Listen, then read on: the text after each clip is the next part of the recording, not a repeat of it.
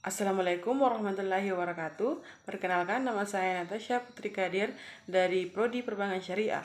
Di sini saya akan memenuhi tugas UAS dari mata kuliah Analisis Laporan Keuangan Syariah. Di sini kita akan memaparkan mengenai laporan rasio keuangan Alden Manufacturing Company, di mana ada dua tabel, yaitu neraca Alden Manufacturing Company dan laporan laba rugi Alden Manufacturing Company. Bisa kita lihat berikut tabelnya.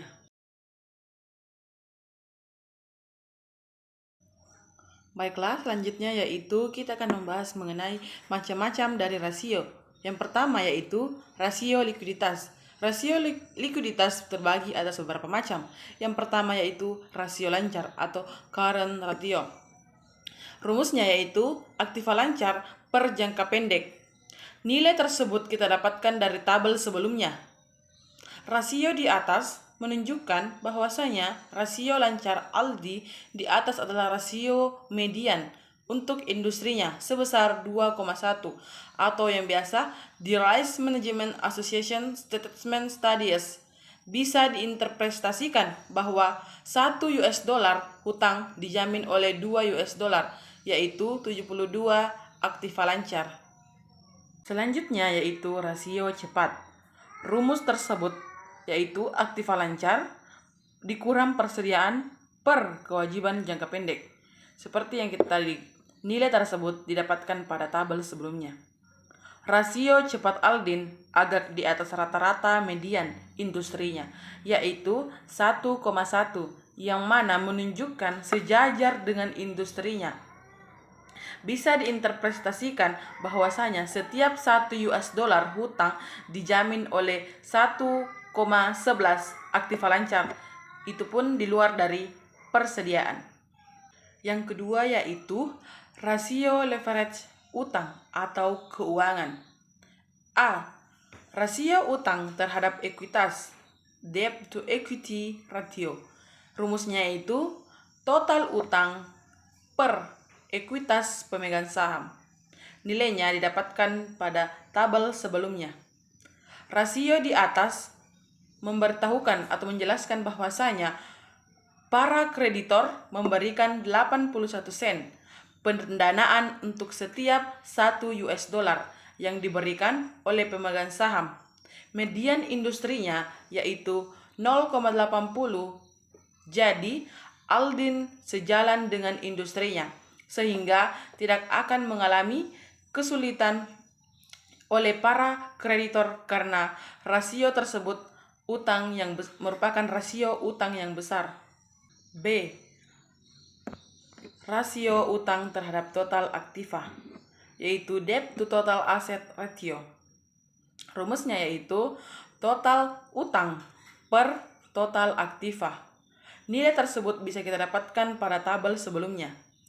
Rasio di mana rasio di atas menunjukkan bahwasanya presentasi aktiva perusahaan yang didukung oleh pendanaan utang. Rasio di atas bisa diinterpretasikan sebesar 45% dari aktiva perusahaan yang didanai oleh utang dari berbagai jenis. Sementara sisanya 55% pendanaan berasal dari ekuitas pemegang saham.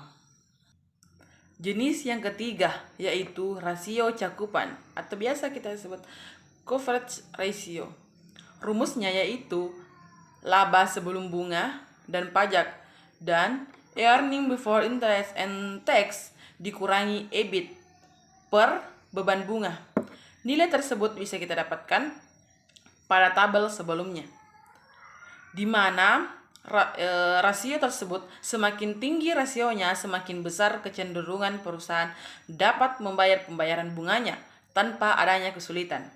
Dengan median industri 4,0, kemampuan dari Alden untuk membayar bunga tahunan 4,71 dikali dari penghasilan operasional dari EBIT menunjukkan bahwasanya margin keamanan yang baik.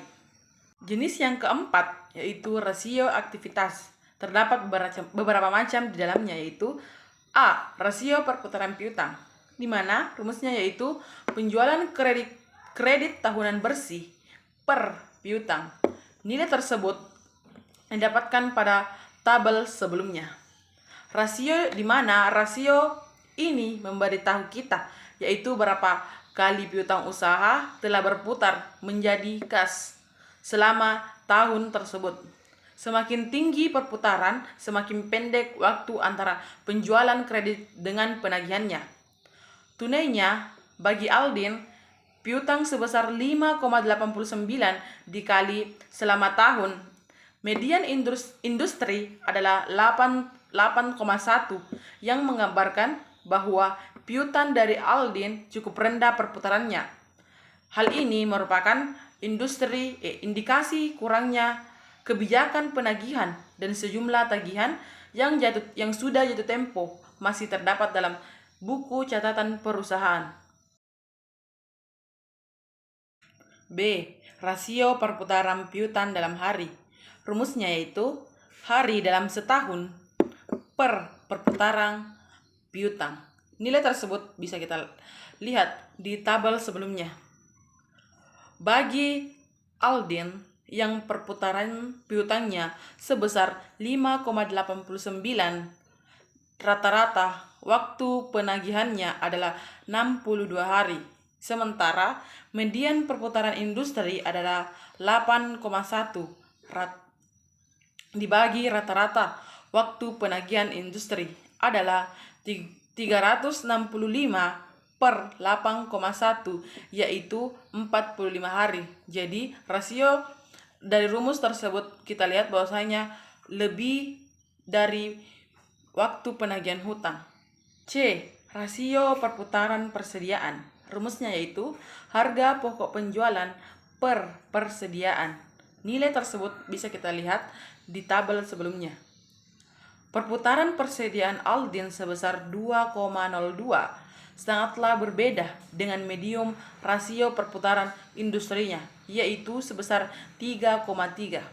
Perbandingan tersebut yang kurang baik ini memperlihatkan bahwasanya perusahaan tersebut kurang efisien dalam memanage persediaannya, atau bisa dikatakan Aldin menahan stok persediaan yang cukup banyak. D. Rasio perputaran persediaan dalam hari. Rumusnya yaitu jumlah hari dalam setahun per perputaran persediaan. Rasio perputaran total aktiva atau modal. Rumusnya yaitu penjualan bersih per total aktiva. Nilai di sampingnya tersebut bisa kita lihat pada tabel sebelumnya. Bagi Aldin, menghasilkan pendapatan penjualan per $1 investasi kurang dari median industrinya karena sebesar 1,66 rasio.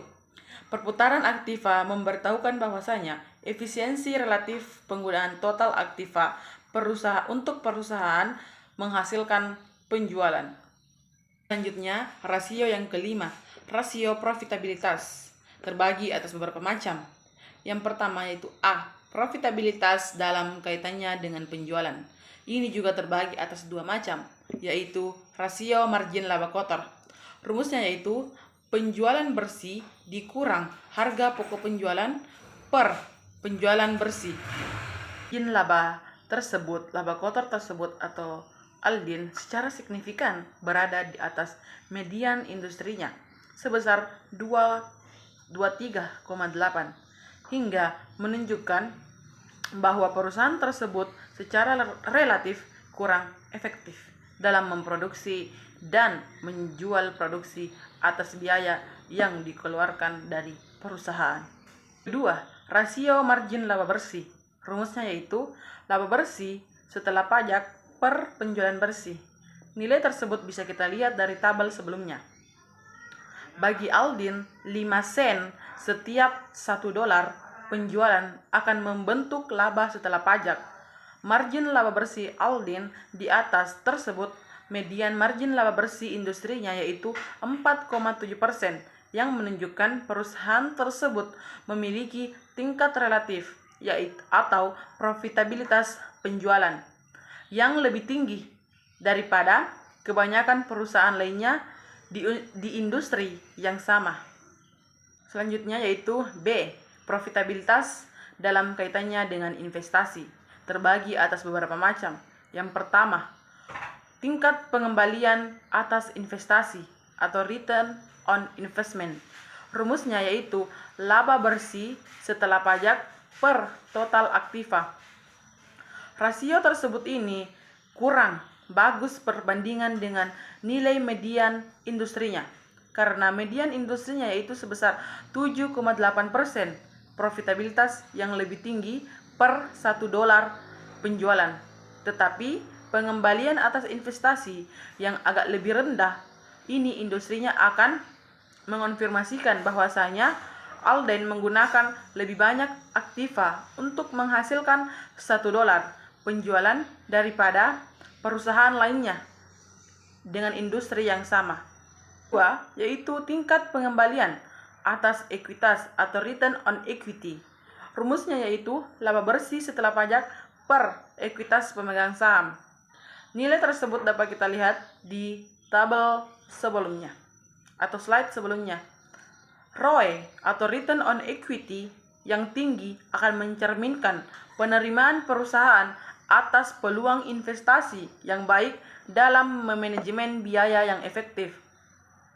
Return on equity dalam Alden berada di bawah median pengembalian untuk industrinya, karena median Alden yaitu 14,4%. Baiklah, kesimpulan dari rasio keuangan pilihan dari Alden Manufacturing Company bisa kita lihat di atas. Berikut merupakan kesimpulan dari nilai-nilai yang tadi saya paparkan. Baiklah, itulah tadi pemaparan mengenai laporan rasio keuangan Alden Manufacturing Company dan jenis-jenis dari rasio. Kurang lebihnya mohon dimaafkan. Wabillahi taufiq wal hidayah. Wassalamualaikum warahmatullahi wabarakatuh.